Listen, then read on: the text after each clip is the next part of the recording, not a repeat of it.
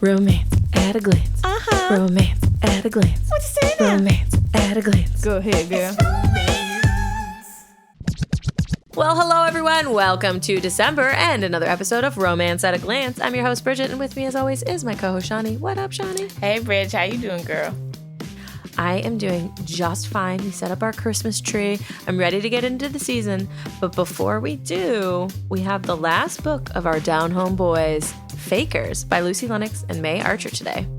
I love Lucy Lennox and May Archer. They are just the cutest. If you, dear listeners, if you didn't hear our interview with them, please listen to it. They are so much fun, and they finish each other's sentences. Yeah, it was a great interview. Super interesting about how they write back and forth as a duo, how they split up their books, how they really thought they were just going to write one quick novella together that has quickly turned into a series of books, happily for all of us.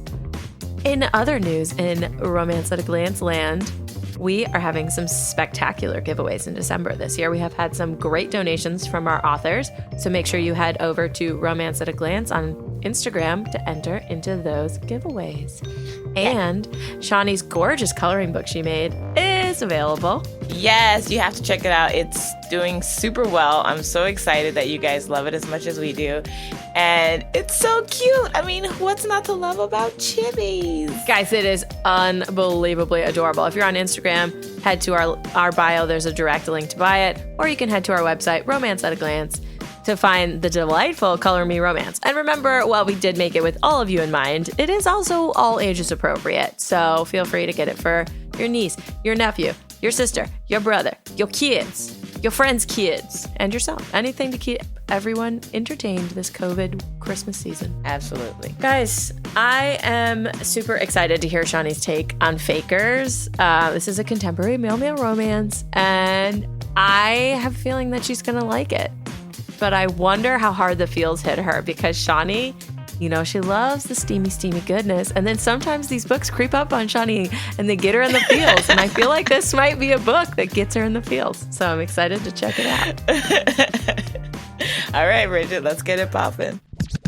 All right, Bridget, let's do this. So we are doing Fakers by Lucy Lennox and May Archer, book numero uno of the Licking Thicket series. Book number 2, Liars, is out now. Spoiler, I already read it. There will be a mini review on Patreon about that. And book number 3 is coming out next year, pretty early in the year, if I remember correctly, on February 28th, 2021.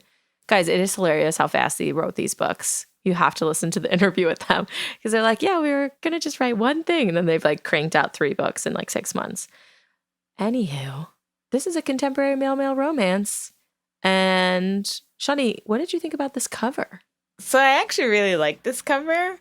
I think it's kind of cute. He looks really cheeky because he's holding his mouth and he looks like he's holding a little secret or whatever. Mm-hmm. Then there's a barn door. It kind of lends itself to my lumbersexualness. He looks like he's good with his hands and an axe. Mm-hmm. I'm just saying. He's got muscles. He's got the bracelets on, which is lending a little. I think he's definitely got the mischievous glint. Mm-hmm.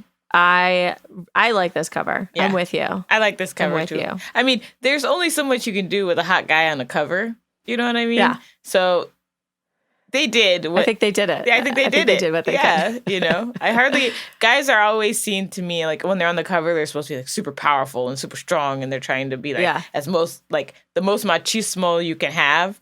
You know, oozing through a cover. And I like this because I don't feel this way. I mean, you definitely feel the manliness of this dude, but also the curiosity and fun and whatever. So I feel like they nailed it. I think it also really, the reason I picked this book, not only was it recommended by some Instagram friends, what up peeps, but it also, in the description, if you guys remember, this was why I picked it, because it had this line, especially when he pushes you up against a rough barn wall to check you very thoroughly for splinters. And I was like, oh shit. And then they had the barn door on the cover, and I was like, sold. I need to know no more things about this book. I am ready. Yes, absolutely. Yeah, I was super into it. I like that all the covers are going to have the guy covering their mouth a little bit in some way, which I think is just kind of a cool thing to sort of bring them all together, even though they'll be different people. I think that's kind of fun. Yeah, I like that. I do like a through thread. I like a through line, Shawnee. I like a good through line. Okay. You ready for this synopsis coming at you? Give me the synopsis, Bridge. Okay. So Brooks Johnson is from Licking Thicket, Tennessee. Guys, before I get into the synopsis, I just want to say that the puns about this town's name and the festival were so funny. I enjoyed it throughout the book. Anywho, Brooks Johnson is a high-powered VP of advertising and marketing in New York City. But alas, he has not been home for 10 years when he ran from his small Licking Thicket, Tennessee town for the big, big city where he could be himself and come out the day he left, or the day before he left, as a gay man. But he's got to go home because his daddy is having some health problems and he has to be the head licker. That's right, you heard me right. The head licker at the Licking Thicket town. What is the festival thing called? Oh. At the festival. At the Licking Thicket Festival. And his parents don't quite believe that he's gay. And so he decides to bring home a fake boyfriend, Paul, his coworker, as backup. Don't be surprised when his ex-girlfriend from high school, whose heart he broke, comes home with a fake boyfriend of her own. And this fake boyfriend is gay. So now we have a fake straight boyfriend and a fake gay boyfriend. And they're going to do a little swapsies so that the right partners can be with the right partners. And they're going to fall in love. Spoiler alert. Spoiler. First off, I know this. Tell me. First off, tell me. I do love the dirtiness, like the innuendos in this book. I thought that was really fun to play with, and like, you know, when you say like you don't know if I'm going to get in my feels or not, like the town itself. Like, I love a cast of characters. I love a nosy town. I love people who are just, you know, because, like, that feels like home. That feels like family when people are in your business for no damn reason. You know what I'm saying? Yes. Like, I read some reviews when they were like, why would somebody do that? And I would be like, because they nosy as hell. Like, that. So I think that because they're fishing. They're all fishing for information all the time. I love it. Exactly. And, you know, I did read this one review that was like, something like, you know, his parents don't believe he's gay, or they don't really, you know, they put quotations. The mom puts quotations every time they're like, he's gay, you know, and and they're like, you know, this book is so problematic. The mom doesn't believe him. I feel the whatever, but I'm like, this is real life. There are a lot of parents who will not acknowledge that their kids, 100%, are different in some way, and or who are gay or that sort of thing. Yeah, especially people who are from small towns, who are of our parents' or grandparents' generations, who maybe never met an out gay person in their whole life. And like I don't think my dad, he's a person like this. He doesn't believe someone's gay unless they're flamboyant, right? So like that, there's like a disconnect in his brain about this. You know, he's Costa Rican, and they have a different sense of what masculinity is, and so it makes perfect sense to me that his mom was like, okay, well, we can just find him a nice girl and that'll turn him back, you know? Yes. Yes. I mean, and that is honestly, in a sad way, that is what happened in their generation and their parents' generation, is that those people weren't allowed to be themselves for the most part. And so they, a lot of times, did have to find someone and settle down into a more like a heteronormative life to protect themselves. And it kind of perpetuates like the cycle that you can turn back. It's like, no, you can't turn back. We just give up fighting because, you know, our lives depend on it. I really, you know what I liked? So I totally agree with you. I think the town was awesome. I loved the characters. I thought that they did a good job of making them like whole people and not just like little caricatures. Like I felt like all the people were, you know, like definitely zany, but not without some layers. Yeah. And I liked that they explained when he came back and he was surprised about the diversity and surprised about everyone's openness. I like that there was a reason. It wasn't just like magically this town of 5,000 like changed their ways by themselves. It was like, oh, a big tech company moved in nearby. So we've had an influx of young people and like young sort of like young families and different people of different colors and genders and orientations and all this stuff. And so that had made their town more progressive because over the last 10 years, they had like exposure to all of that, which I really enjoyed because otherwise I think it would have been just unbelievable for me if all of a sudden 10 years later with a snap of a finger and no reason, they're all just better people or not better, but like more open and less bigoted. Yeah. So I was happy about that. Yeah, I mean, and I do agree with you for the most part. There were some that characters that I didn't feel like were didn't have much depth, but for the most part, I like the idea of them making characters that were kind of problematic, but also you could love, and it just feels like it feels like your uncle. You're like, I love you, but you're kind of problematic. Yeah. What did you think about Ava having a gay best friend who they both describe each other as being like their person? And she also does like the air quotes around Brooks being gay. You know, she's like, honestly, and he's like, why don't you believe him? What are you? And I like that when Mal met him, sorry to jump ahead of my question to you, which you can answer in your own time, Johnny. But I like that Mal's like, no, Ava, he's gay. He is a gay man. Yeah. I can tell you right now, that man is gay. And she's like, okay, fine. Well, it's weird because in general, I don't necessarily understand Ava and Mal's friendship. Like, I know they gave it some backstory, but to me, Ava is so vapid, and she's also one of those characters that doesn't have much depth to me at all. Like, she feels like that one-dimensional villain for me in this story. They try to give her redemption as it goes on. But it feels super contrived. Like, Ava was a miss, like a hard miss for me as a character in this book.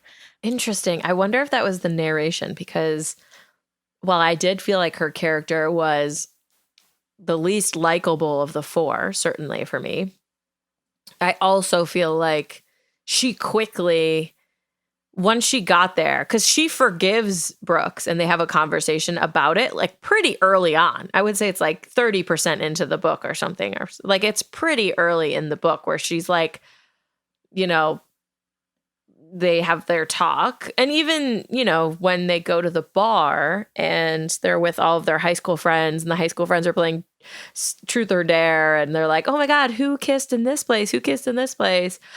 And he leaves because he's like very uncomfortable. And Mal comes by to comfort Brooks. And he's like, oh, you don't have to worry. Ava's already reading them the riot act and like shouting at all of them for. And he's like, oh, so I don't know. I honestly didn't get that sense that she was that vapid. It was more like she was just one of those people who's kind of like mentally self-involved and also just like no, come on, you're going to do this with me. Come on. Mentally like a puppy. self-involved. She's like, come on. No, I want you to move with me. No, I want you to be my best friend. No, I want to do this. Isn't Paul so romantic? I don't know. I didn't think she did not grate on my nerves. That's for sure. She grated on my nerves. Also, like, I mean, it speaks to her character in general. She starts off the book pregnant from a random dude that she fucked at a music festival, no protection, right next to her best friend on a blanket. I mean, she really sets the tone here. And then she's like, okay, now you're going to pretend to be my boyfriend, who's the baby daddy, when we go back home, because I don't want to go home pregnant. Also, I'm still have this awkwardness 10 years later. I mean, when my 10-year reunion from high school rolled around, Bridget, I didn't remember anyone. Like, I was looking at the Facebook group, and I was like, and they were like, it's going to be $75, you know, for this reunion for everybody to get together. I was like, $75 for all these faces I do not remember? No, thank you. No, thank you. I think how big was your school, though? I don't know, like my graduating class, maybe our whole school was like 3,000. So yeah, so that's different, though, because imagine if your graduating class was 50. Like, you would have known all 50 of those people backwards and forwards, like, throughout your life, or 100. You're not wrong. I think it's my elementary school class, I remember, was only 11 kids. Like, when I graduated, like, 6th grade, it was like there was 11 of us, and it was a dual class. It was like a 5th and 6th or whatever. Yeah. So, I mean, you're not wrong, but I still don't remember those people either. Because I think if you think about the town and how nosy they all are, and then imagine an 18-year-old girl who thinks her boyfriend's about to propose, and then he says out loud in front of the whole town, who are not necessarily open community at this time, I'm gay, and he breaks up with you on stage in front of the whole town, but your expectation was that you guys were going to get married and have babies and live a happily ever after. And then she didn't see him because I think the other thing is like both of them ran away from the town for 10 years. Yeah. So not only did they not see each other, but they didn't see the town either. And so that for me, I didn't actually mind that she was still holding the grudge just because she never gave herself an opportunity to like forgive it. And she allowed that event to like cloud the narrative of her life. Yeah. So I understand that because I know lots of people who keep grudges for like a long time. I think it's crazy. I don't do that, but I know lots of people who do. I can also distinctly remember like my first love, you know? Yeah. Like my first loves, you know, I've had many of them throughout my time. Always can have more than one first love. But like I remember those, and I thankfully never had anyone like shatter my heart like that. But I remember like those feelings of like everything's so intense when you're that young. And so I can imagine that if I had my heart broken like that publicly with like the humiliation mixed into the heartbreak, mixed into the small town, I think 10 years later, I'd still think about that person and be like, fuck that fool. Well, I think it's interesting that they both come with fake partners. I liked that. I don't know that I've ever read a book where it's too fake. Like, I've read lots of ones where it's fake dating and then they fall in love. That's a very normal trope. Yeah. But I don't know that I've ever read a book where two people are fake dating and then they swap partners. They like swap partners. Yeah. I liked that. Yeah. I don't know if I liked it. I don't know if I needed Paul and Ava to get together. One, because honestly, I didn't connect with Ava, but I also didn't connect with Paul. So, like, you know what I mean? I felt like both of their characters were like, meh. So, like, the love story for them, I was not invested whatsoever in their situation. Also, I was like, I don't know if it's just me, but I'm like, it kind of worries me when, like, she's pregnant, she's having a baby, Paul falls instantly in love, and they try to make it seem like, oh, well, he loves kids, so, you know, that's why it's not a problem. And I'm sure this happens in real life, you know, like, I don't know, 0.03% of the time. But, like, I don't know, it always worries me a little bit. I'm like, what is the motivation here? What? You're so cynical, Shani. I am so cynical, Bridget. You have no idea. That doesn't bother me at all. I feel like, because, like, I would fall in love with the person, and, like, there's not even a baby yet, so it's not even like he hates her kid, but he loves her. Yeah. It's an infant. It's going to be his kid. That didn't bother me at all. I actually didn't bother I was not super invested in their romance. However, I was also not bothered by it because it didn't take up very much of the story at all. That was a good thing. They didn't. Yeah. We never went into their perspectives. We never got to see their courtship. It was just like you got little moments and you knew they were together, but it didn't ever get invested in, which I thought was great. I also am happy about it because I didn't really want to read a book about them.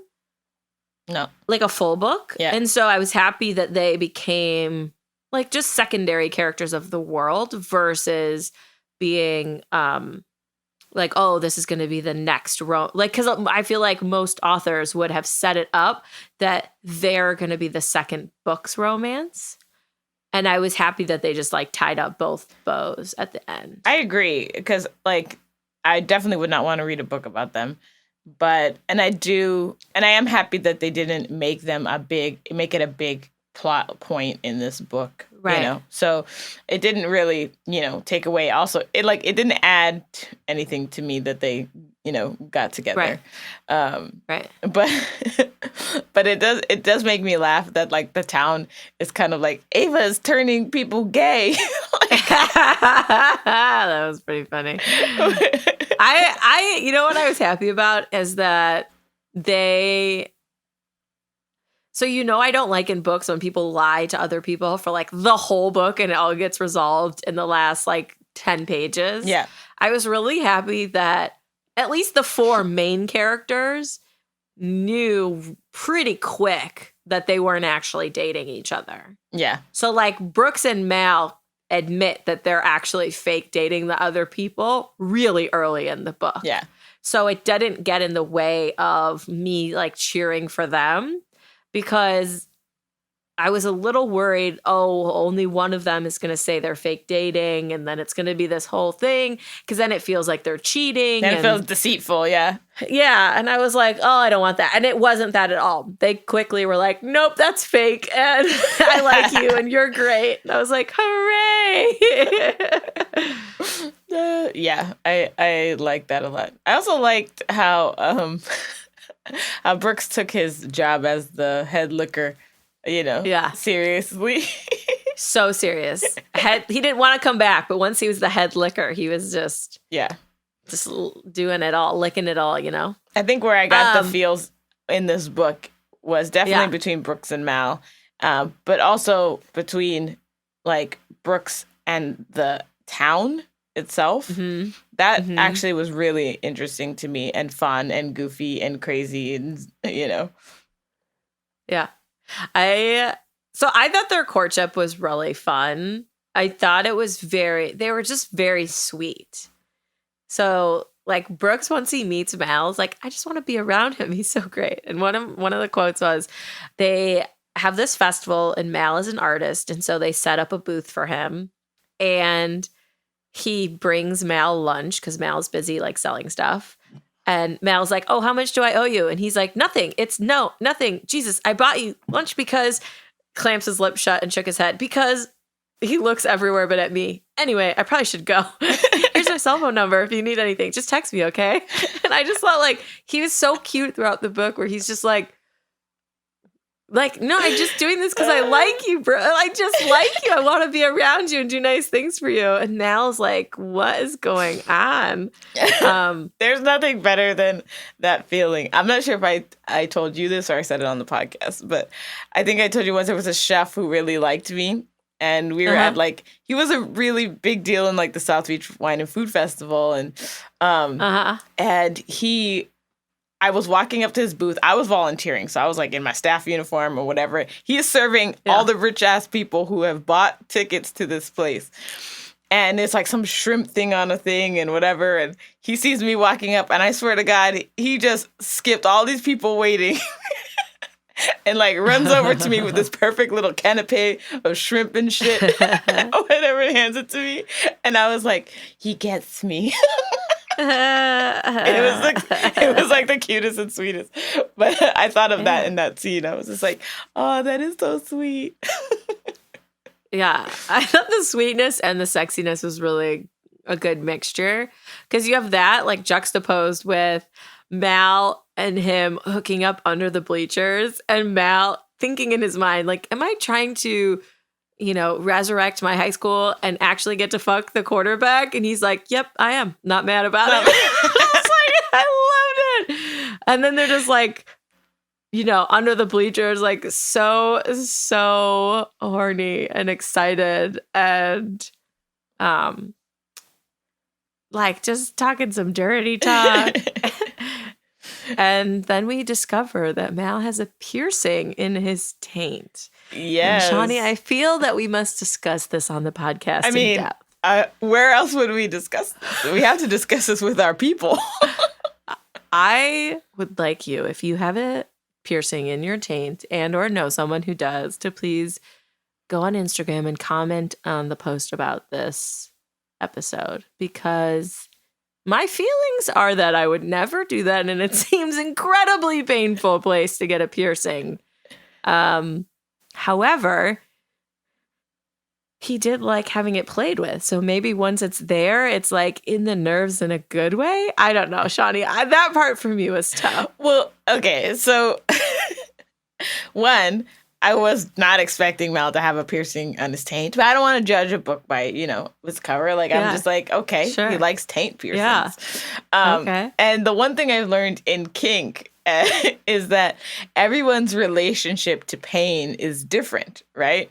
Sure. So I didn't discover until I was an adult that my skin registers sensation very differently than my sister's does. We were sitting having this conversation, and she would always rub me really soft, like real gentle. And one day, like, I just let her do it because she's my older sister and I never wanted to tell her to stop. One day I was like, Asia, I don't like that. Like, it really irritates me to the point of like anger or whatever. And she's like, really? And I was like, yes, I hate soft touch. It has to be, I need to firmly feel the weight of your hand if you're like rubbing me. And she's like, my daughter is the same way. She said, like, her daughter is exactly the same way. She does not like soft touch. I was like, yeah, it is rage inducing or whatever. I was like, my skin has no give. Like, so like, my partners, I didn't realize this till I touched his skin. He like pulls it up and it's like pulls away from his arm. My skin, you can't pull it anywhere. It is firmly in place, doesn't stretch very much. So like, I started actively thinking about how people's different skin and sensation like plays on like how you like to be touched sexually or intimately or that sort of thing. And one of my friends came over and I was telling her how I knew my partner was kinky because he has like 10 piercings. And that's how I kind of slyly asked like, hey, like I'm taking these kink classes. And he was like, oh yeah, I'm kinky too. And I was like, okay, great. Let's talk about this.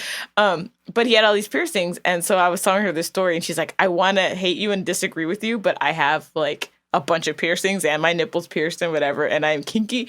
And I was like, she's like, I fundamentally want to disagree with you. But she was also telling me about the difference in relation to pain that she has. Like, so a taint piercing, if your body registers pain as pleasure, then I mean, that could be the optimal location, especially because it's going to rub against stuff, while you're doing stuff, just a little peekaboo. How could you do your day? Because let's say that's the truth. If you're a man, you have, some sort of boxer brief, perhaps, but like your taint is right near your balls and your penis. And you do your day very delicately, Bridget. I was gonna say, like, you're sitting, like, I feel like I would, like, if I, for instance, even though I'm not a man and I don't have a penis or testicles, if I had a piercing on my taint and I registered that as pleasure, how would you get through your day? How would you get through your day? Shani, I know you think this too, but like you sit in a chair in a funny way in jeans that are tight and you're like, oh shit, it's about to pop off in my pants. I hated having a belly button ring. Like, I hated it. You couldn't go on a slip and slide. You couldn't have a shirt that would pull. People couldn't tickle you or it'd get pulled. It got infected. Yeah. So, I mean... Yeah, and then it's like right near your butt. So it's like you'd have to be so careful about cleaning it every day. Anything like perineum, I don't like things down there. And I learned long ago because, I've had so many health issues, right? So my motto is, and this is not a judgment for other people, but my own motto is, if it ain't broke, don't try to fix it. Don't try to pierce it. If my body works right now, I'm not piercing nothing. I'm not changing nothing. I'm trying to keep it stable. Because I do want to get a second piercing in my ear, though. I've always wanted to get one of those. Like, I always wanted those top cartilage piercings. You know what I did? I went on Amazon. I bought a $10 faux one. It just clips onto the top of your ear. Bam. That's the end. Like...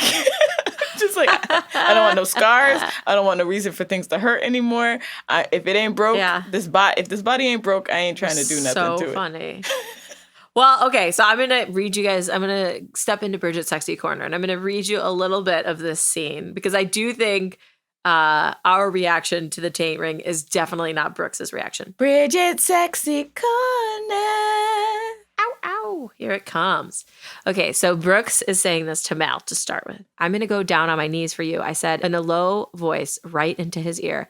Going to suck your dick right here where anyone could catch us. Anyone could walk right up. So then he discovers the taint as they're both like jerking each other off.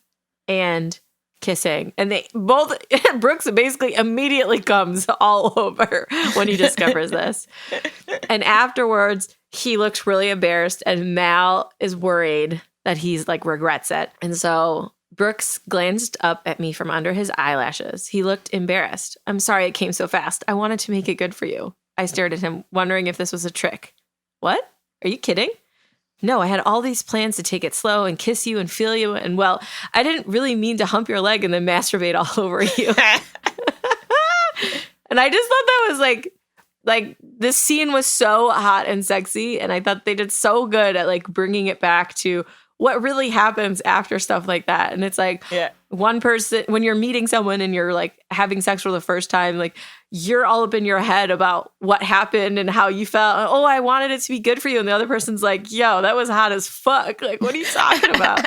And I thought they did a really good job of balancing the cuteness and awkwardness of first sexual encounters with like when they're in it. Yeah. They're like in it and it's dirty and it's hot. And then when they come out of it, it's very like awkward and funny and sweet, which I liked. Yeah, I like that a lot, you know. And then, you know, you find a surprise taint ring, then your tongue has something to play with. You know what I'm saying? Yeah. It's like, ooh, a wonderland, you know. Shawnee, can I ask you a question? I mean, ask that I've never asked you on this podcast. Have you ever given a rim job? Have I ever given a rim job? No. Like licking someone's butt. Okay. So the whole of the butt. not the cheek of the booty. The whole of the booty, Shawnee. Okay, Bridget, I'll just say, so I am a freaky, kinky ass You bitch. are. Okay. Yeah. But I had a very bad experience with an asshole. I had a bad experience. And it has left me very what's the word, trepidatious. What's the word I'm trying? You're scarred for life. Scarred for life. It left me scarred for life. It's actually like a trigger at this point, right? So like I was never like above butt stuff for a dude, you know? Like I'm just like, if you want it, I'll give you what makes you feel good. And I remember one time, so like my partner was like, okay, well, you know, I want so we had what I call a free day, right? So sexually, I wasn't really getting what I needed from him. And guys, I swear to God, they don't really care. Like, I'm like, are you getting, he's like, yeah, I'm getting what I need, whatever. But I proposed this thing, like, let's have a free day. One day where sexually you'll do whatever I want you to do. And then another day sexually, I'll do whatever you want me to do, you know? Sure. In my mind, great idea, right? So I have my day. I'm like, I'm loving it. I'm telling him exactly what I want to happen. He's doing exactly what, it was great. His day comes around, and the only thing he wanted a blowjob, and he wanted me to put my finger in his asshole while I gave him this blowjob. I was like, okay. That's whatever, easy. You know. No problem. No. No problem. There were problems, Bridget. What happened? There were problems. Well, in the most delicate tones. Did he poop on you? He suffered from IBS. Oh, no. Which I was unclear about ahead of time. And, you know, I had the specification that, you know, he cleanse and do some things before we did this. Right. And I don't think that he did. So I was like mid-blowjob, finger in there. Then I start to get this breath full of smell. No. This fucking breath full of smell, Bridget. I was just like, oof. Or whatever. And then stuff started coming out. I was like, and scene. And Bridget, I just like. Did you guys break up right after that, or did you keep dating? No, we did not break up. Oh my God. I don't know that Bridget, I don't know, Shawnee. I tried. I don't know. I tried. He was a sweetheart. He was a beautiful sweetheart. But if someone pooped on my hand, I'd be upset, Shawnee. It wasn't like a full poop. It was just a little something. But you know, I have an amazing sense of smell. So it was actually the sense of smell that that while giving a blowjob, I would have vomited. Bridget, vomited. And I was trying the gag reflex with this poop smell. First of all, you have not only the gag reflex, but you have a big old dick in your mouth that gives its own gag reflex. Yeah, that's what I'm saying. The gag. I'm talking about the dick gag. The double gag or whatever. Yes. But I just remember it because in my mind I had these two warring things, which is like, oh my God, I'm gonna vomit. And then I don't want to make my partner feel terrible about what is happening right now. So I just very quickly got up and was like, popped off. Like, I gotta wash my hands. I was like, I gotta go to the bathroom or whatever. And get back. I was like, yeah, so this has to end. I don't know what's happening here. Yeah. But I was trying to be delicate. And I'm not you know me, I'm not a very delicate person. I'm sure I was not. But I was trying. Oh my God. To be sensitive. And I was like, so what we will never do again is this. Yes. Yes. Oh my God. And to this day, Bridget, I if I get a waft of something like that, it brings me back. It brings it all back. Yes. So it's like I in general avoid the asshole, and it's one of those things it's one of those triggers I've been working my way back up to again, because guys like you put a little finger in their booty hole. That shit is really good for them. But every time I go to do it, Bridget, it's just like oof, oof, oof. Okay, so I have never had anyone ask me to lick their asshole or put a finger up there, actually, and that's fine because poop comes out of your butt, and I just don't want to lick it. And I recognize that people can cleanse and that they can, wash, and that there's not literally shit all over. However, in my mind, I don't know how to disassociate that. Yeah. Yeah. I just don't know how to, which is not to say that I don't like a toy every now and then, because I do. And I recognize that, it's not like the toys coming out of my own butt are covered in poo. I understand. But if someone was like, I want you to lick my asshole, I'd be like, woo, I don't know about that. Maybe in the shower? I don't know. I just don't think I could do it. I think there's a lot of people who cannot do it. I think there's probably more people who can't do it than who can do it. Because obviously it is where your shit comes from. So you have to get over that mental block. To me, I have to get over smells of anything. So, right? So, I can't make out with somebody if their breath has bad breath. But in the reverse, guys can make out with me when I clearly have morning breath and they don't smell it. But women have a 7 times better sense of smell than guys do. So for me, I'm like, yo. I just ignore it. If they have bad breath. I can't ignore it. It's morning time. Or you just do a nice prone bone. You do a spoon. I like a prone bone. Spoon situation, prone bone. Mm-hmm. And then that's how you avoid that. Mm-hmm. Or you make sure you have a glass of water next to your bed. So you take some water to just rinse the mouth. They could rinse. Yes. And then you could be doing the kissing. I'm with you because you have a glass of water next to the bed. But a nice little trick I have is I have a very watered down peppermint spray or whatever. And I just do a little spritz right under my nose. Bop, bop. Now all I smell is peppermint. I don't smell the hot-ass breath I can enjoy. I can get freaky. Nice. Because morning sex is the best sex. I don't care what anybody says. Morning sex, you have energy. You have all these juices from the night that have been flowing. And their dick is so hard from sleeping. So hard. Nobody likes the second, the second dick. The first dick, the first cum is the best, hard, nice dick. Second dick is that one sometimes leaves you a little bit sore. It's not the one, So I do want to just circle back to this before we go too far away to say that despite having no interest in licking someone's butt, I enjoy reading about it. Well, yeah. I enjoyed the sex scenes. When he walks, so Mal makes a sign for the town. So he's a found object artist. So he takes all this cool old stuff from the junkyard and makes this permanent sign for the town because their town sign keeps getting stolen because it's called Licking Thicket and it's funny. And Brooks is so touched and overcome by emotion. He tracks him down to the barn where he's working and he can barely speak. And he's just I need you. I need to be in you, basically. And Mal's yes, please. And he just throws him up against the wall. I love that he had lube in his pocket. And Mal's like, I like a man who's prepared. And I was like, yes, bring that lube, son. Be prepared. Have a condom and lube. But anyways, I thought that scene was hot. Although I did feel bad for Mal's poor little hands and arms, because leaning against a barn wall and being fucked against it, I think you would have quite a few little cuts and splinters. Yeah, absolutely. I would need a med kit after that. Med kit, but yes, and also, worth it, totally worth it, and great use of lube in this book. Like we love when lube and prep, a lot of good prep. Mm-hmm. Yes, I enjoyed that.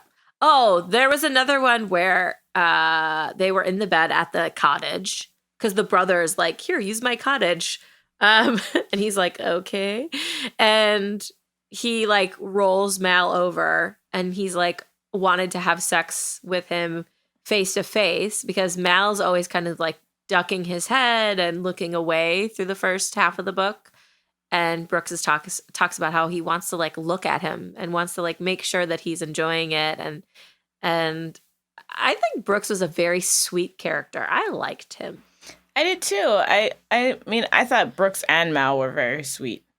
I mean, Mal was trying to defend Ava at some point. He's like, she's my homegirl. I think she's hella problematic, but you know what? She's my homegirl, ride or die.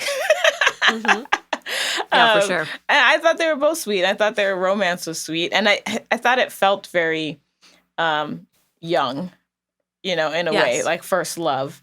And when you think about Brooks, they don't really talk about him having all these relationships over the years and things like that. No. So, like, I sort of feel like you can have that young love, I described, like, my partnership with my second partner kind of like that. Like, I didn't date like everybody did in high school.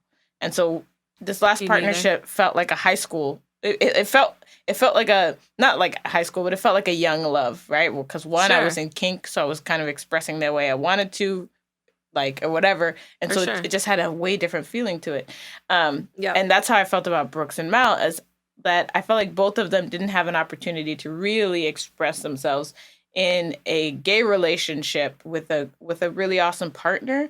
And so it felt like a really cute, young love. Yeah. And I was here for it. I liked them. I liked the bubble of them a lot in this book. And they're just so freaking sweet. I mean, what's that to love about this fucking sweet homeboys? You know what I'm saying? Yeah. Oh my God. You know what funny scene I thought was really funny too, like from the town perspective, was Brooks's dad's name is Red Johnson. And so he's towards the end of the book, he's like having a heart-to-heart with Mal in front of the sign. And telling him a story. And then he starts cracking dick jokes. And Mal is like, are you cracking dick jokes? And he's like, son, you don't get through having a name like Red Johnson without cracking some dick jokes. And I was just like, it's so great because he's like giving all this fatherly wisdom and basically telling him like, I really like you and I accept you for my son. I think you're great and my son really loves you. And then he's also at the same time like, cracking old dad dick jokes. That's so great. I think that was really good. I do. Okay. I will quickly mention that there is a through line of Brooks working at this advertising company and them, or marketing company, and them not sort of respecting what he adds to the table. And they are pitching this big fried chicken company, which is from Tennessee. And a lot of things happen. But essentially, he ends up winning the contract with this chicken company to start his own agency, which is how he ends up at the end of the book moving back to Licking Thicket. Ava ends up moving back. Wait, was it a chicken company or a sauce company? It's like a fried chicken chain that has their own special sauce. Oh, okay. So they've like 100 locations. So it's like a fried chicken empire. Got it. With their own sauce that they sell. And so that's how he's able to move back home. Ava decides to move back home because she, after being in the town, realizes she wants to raise her baby there. Paul and Ava fall in love. And so Paul's like, I'm leaving New York because I want to marry Ava. And so he ends up working with Brooks. And Ava tells Mal, like, I want you to move with me. And I really liked that the idea to move to Licking Thicket and the like proposal of it came from her versus from Brooks. Like, I liked that she put the idea in his head and was like, you're going to be the godfather anyways. And I love you. And like, you can do your art here and have a big studio. And, you can still have shows all over the country and we can be together. And he's like basically about to do it. And then he starts falling for Brooks and gets scared. Well, yeah, they have that misunderstanding thing, like where Brooks is going back to New York and Mal's like, oh, well, he's just using me or leaving me or whatever. Yeah. So I'm over this, and storms off and leaves and whatever. Yeah. And I mean, I didn't really like that because, I did. I hate it when they leave Shawnee. Yeah. Lost the whole point. I was like, God damn it, you better not ditch this man right now. Especially the way he left. So I actually wouldn't have been mad if both of them had left, but in different circumstances. He just overheard like one thing and blew it. He never went and talked to Brooks. He never tried to figure out what was going on. Iron it out. Just got all in his feelings and stormed off and left. So that's a big losing points for me.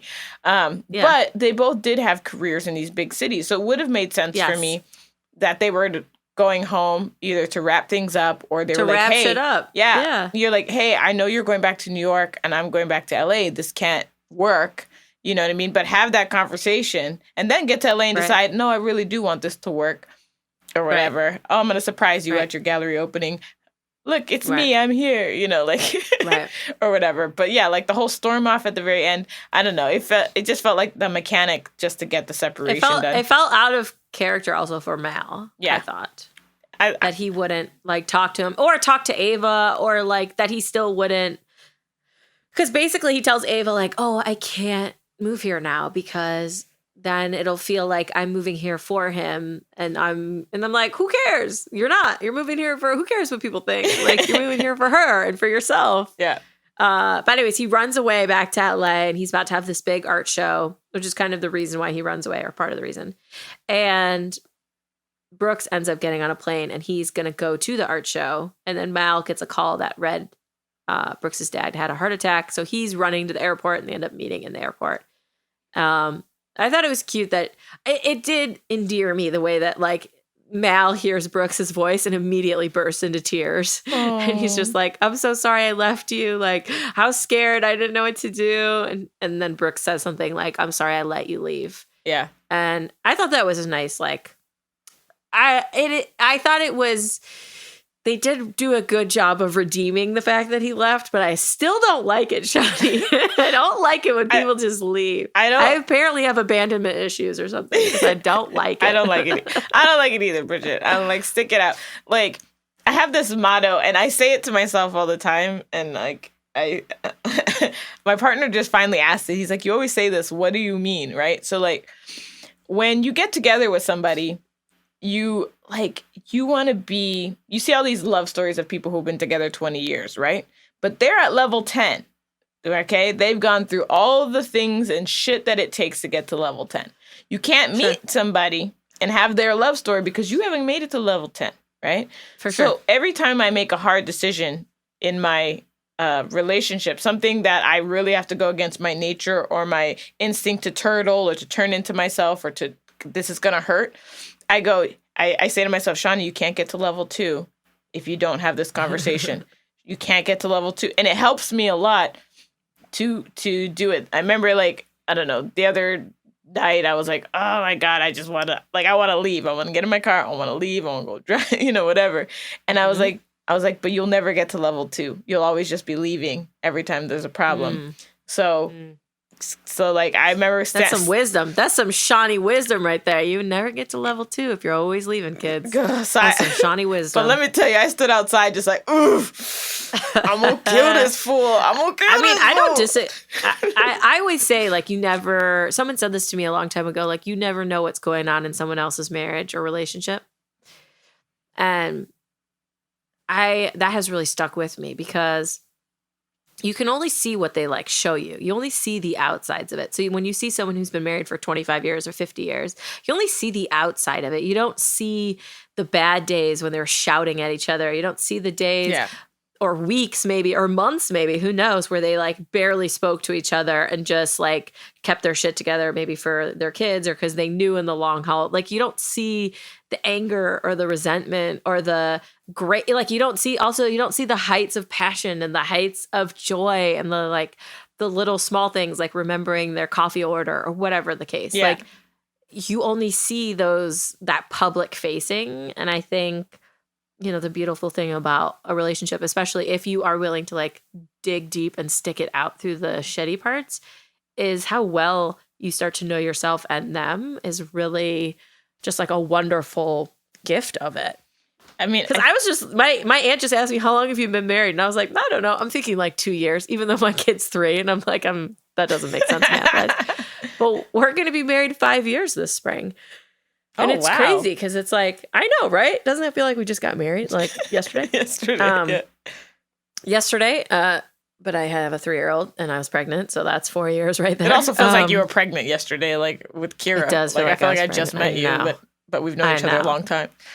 I know. Yeah. I'm so happy to not be pregnant anymore, you guys. So happy to not be pregnant ever again. I remember For those of you who are going to have children soon or having children, mad props to you. For those of you who've already had children, mad props. For those of you who decided not to have children or couldn't for some reason, mad props to you. It's all the circle of life, people. So this girl came up to me, I don't know, so that must have been a year ago now. And she was like, I knew her, and she was like, oh my God, you and your partner, you guys are relationship goals, right? And I very distinctly remember this moment because me and my partner were going through it. And, obviously, I'm not going to talk about it on the podcast, but Bridget knows we were going through it. Yeah. And, and trying to figure out, a new normal in the relationship, a new everything. And it was hard for somebody on the outside to go, oh, # relationship goals. And you're just like, no, sis. Like I've had people say that stuff to me and Leah, like, oh my God, you guys never fight. You like never argue. And I'm like, I'm like, not in front of you. I mean, we don't really fight because it's just like not our communication style. Yeah. I was like, well, we argue. I was like, and we disagree a lot about a lot of things, but we also respect each other and come to some sort of compromise and make it work. And you make it work. But that's how if you want to be at level 10, you gotta start. You gotta get to level 2. Start at level 1. You know what I mean? You gotta get to level 2, people. You just gotta take a deep breath, go back inside, and get to level 2. But the funny thing about this book, when at the end, right? I do think it is immeasurably sweet when he just like breaks out crying because then you feel the release with him. Yes. Which is great. And, I love to see a man cry.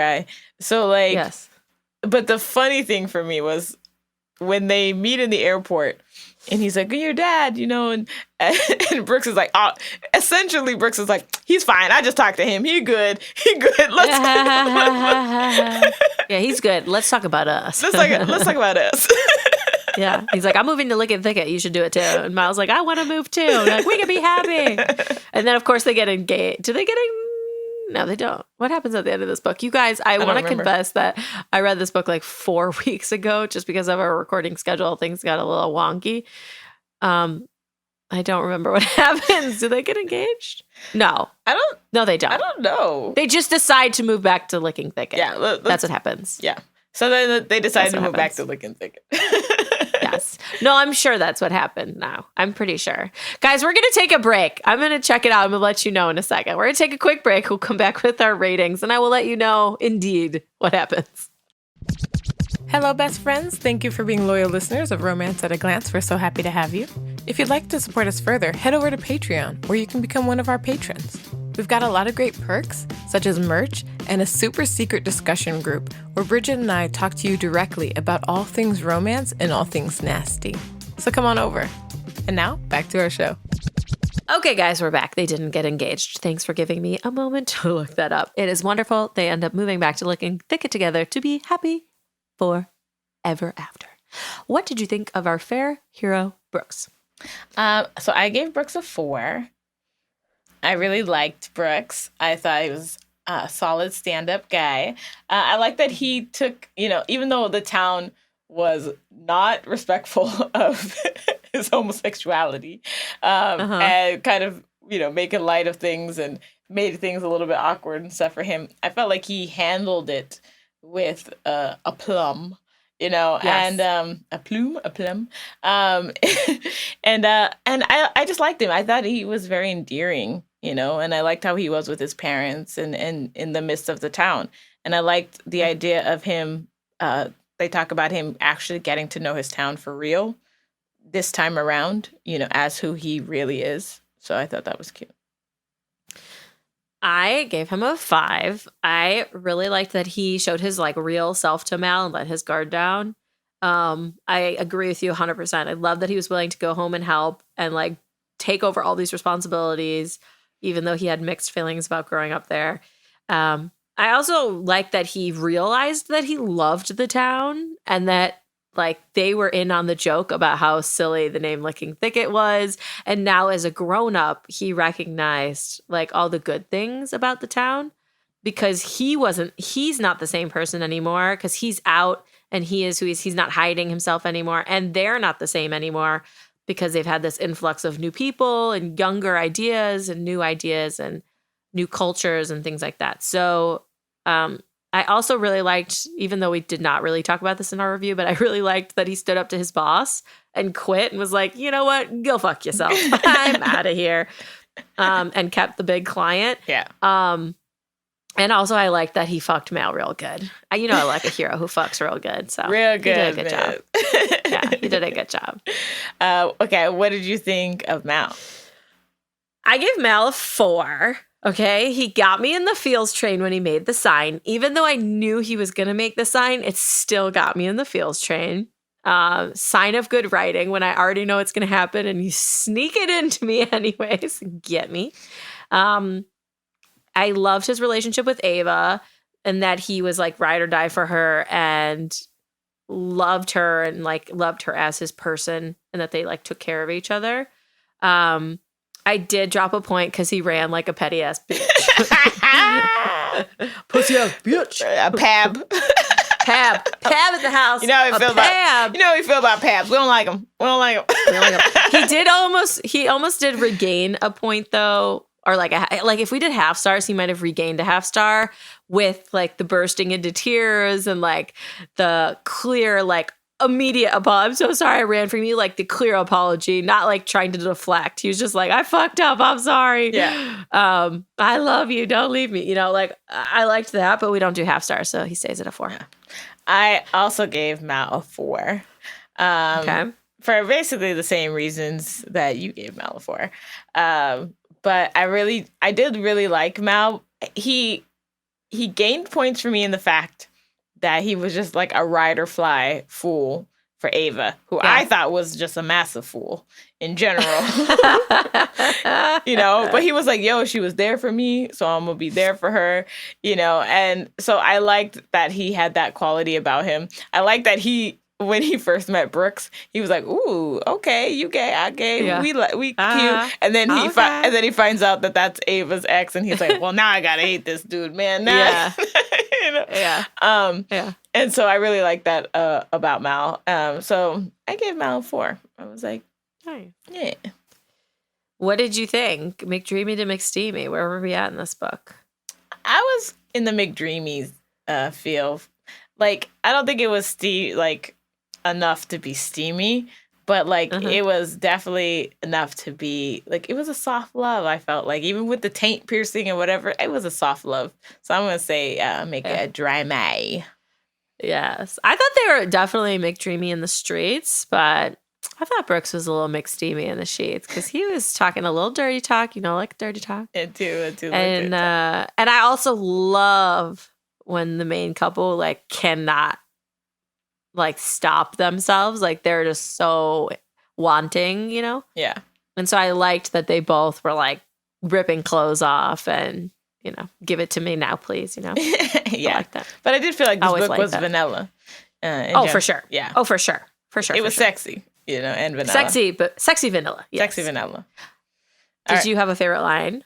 I did. So the one thing I did like about this book a lot was that it was funny. And I think humor can really redeem any anything that's going on in the book. So like there were some things that I didn't really enjoy so much, Ava specifically, but some stuff that didn't feel like, that felt a little one-dimensional, but I think the humor of the book really like added a point for it.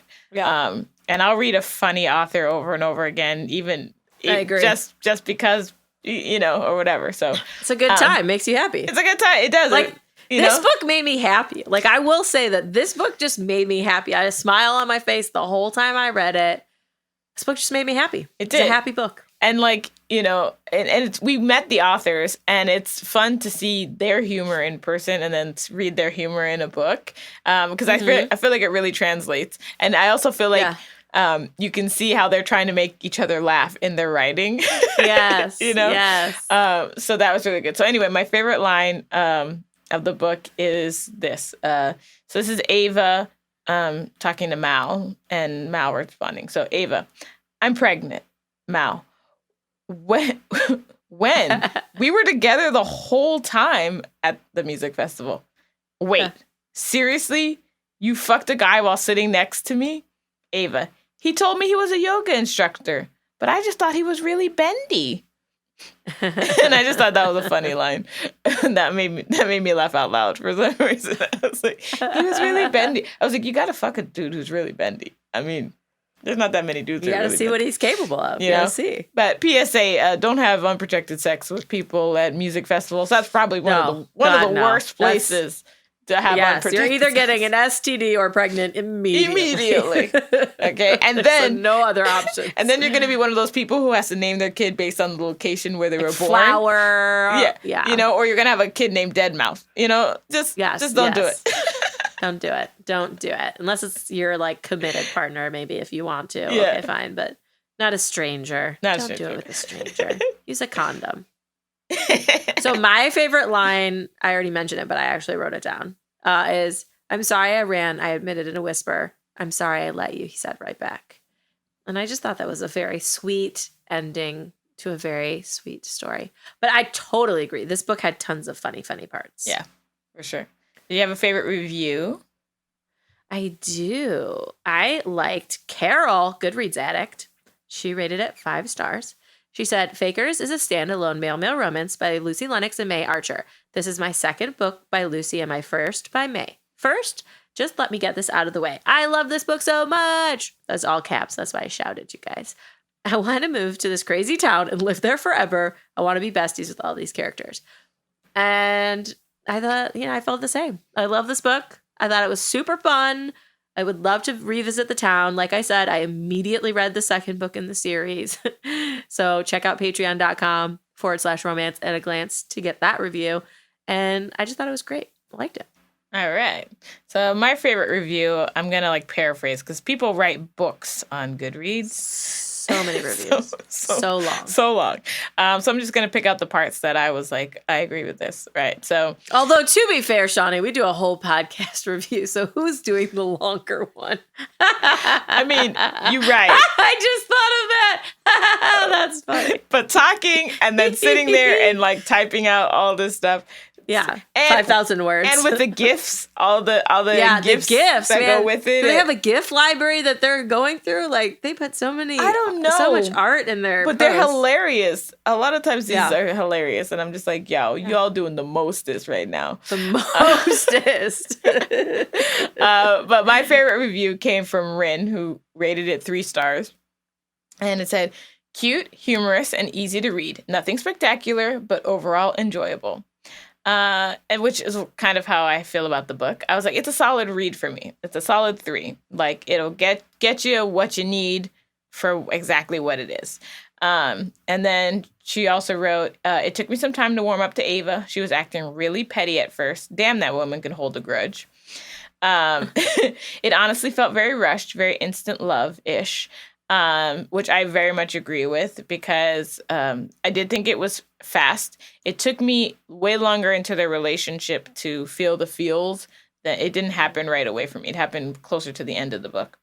The big stupid misunderstanding trope due to severe lack of communication. She also wrote that. Like, seriously, they never even had a conversation about the future of their relationship.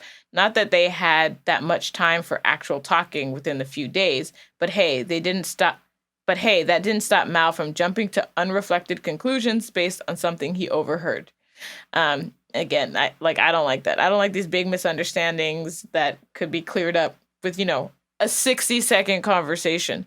Right. When those are put in books, especially at the very end of books, they just kind of tell me that the author needed a mechanic to get these characters to separate and didn't have much to do it with.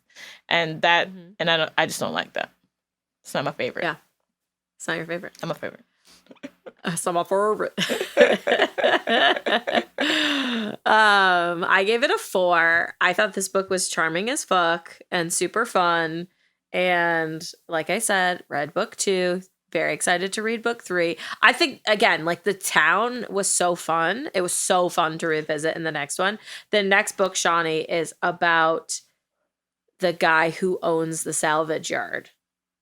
Mm. Yes, and he's big, and he's brawny, and he's got a lot of tattoos. That's my thing. I know. Yeah, that's my thing. He's a mountain of a man. Stop talking dirty to me, Bridge. Stop talking dirty to me, Bridge. I'll talk dirty if I want to, Shawnee. I'll talk dirty if I want to. Lumbosexual. Also, yes. And also, like, I know, I think I might have liked that one more than this one, even though I thought this one was also charming. But yeah, great. I liked it. 4 stars. Definitely would recommend, especially if you just want like a fun, happy read. Like it's pretty low angst.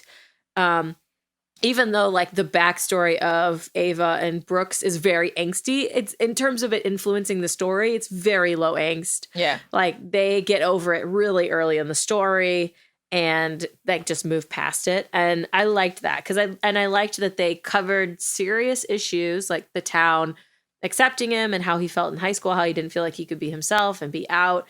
I felt like they covered it in a way that was not like super heavy handed. Yeah. I thought this book could have gotten very like preachy in another author's hands where there's like too many issues, too much issues. Yeah. And issues are obviously very important. But also sometimes it's equally important to just have 2 characters who fall in love and live happily ever after. And that's what this book was. Yeah.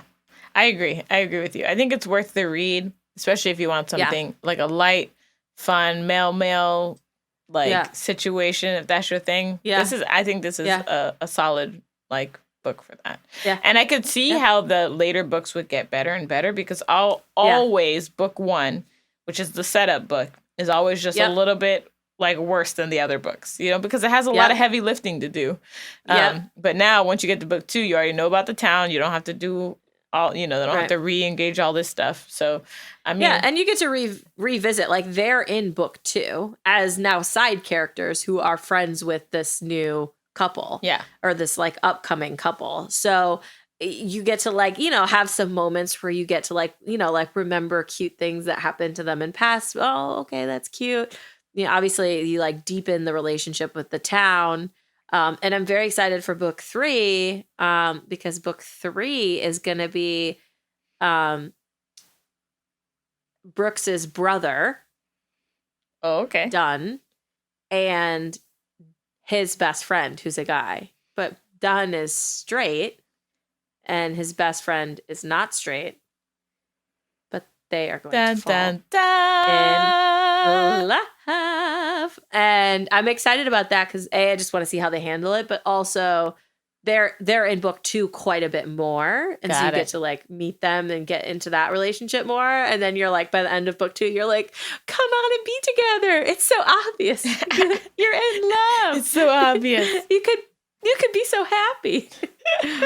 If you just drop those heteronormative shackles that you were raised with, you could be so happy.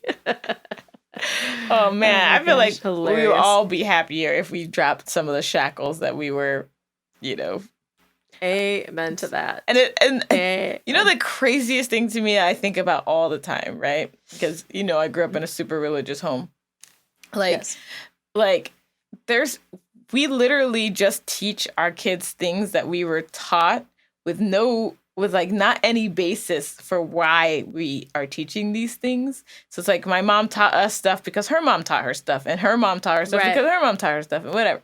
And we don't actually know where the root cause of some of the things that we were taught comes from. For sure. And a lot of it sometimes is irrelevant, right? So there's like this doula story that they always tell, when you become a new doula, which is that there was this mom who she would cut the end of her rump roast off every Christmas and throw away the end, and cook the rump roast and whatever. And her daughter, starts her own holiday. She gets the rump roast, she cuts the back off, whatever. And that's how she always cooks it. And one day, her mom is there with her, and her mom's like, well, why are you cutting the back off? She's like, Mom, you always cut the back off. And the mom's like, yeah, because my pan was too short for the back of the rump roast. That's good. I like that. That's a good. I'm going to use that, Shawnee. That's a good one. And so, I think it's important, us as people, to just ask ourselves, why are we doing a thing? Does it really matter? Where is it coming from? Is it coming from safety? Did our parents need to do that because that's what kept them safe?